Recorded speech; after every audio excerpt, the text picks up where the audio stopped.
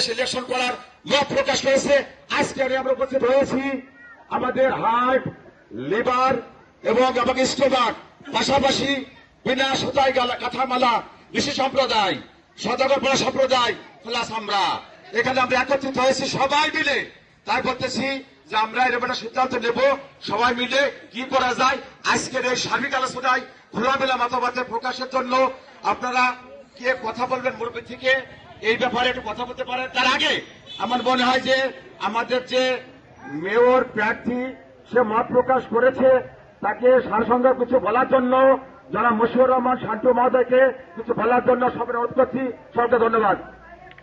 নজরুল ইসলাম প্রভাষক মহোদয়, জনাব শেখ নজরুল ইসলাম, আসলে এই বংশটা হচ্ছে সাদা মনের লোক, সাদা খোলামেলা বর্ষের লোক। এই মশিউর রহমান শান্তর আত্মীয় স্বজন।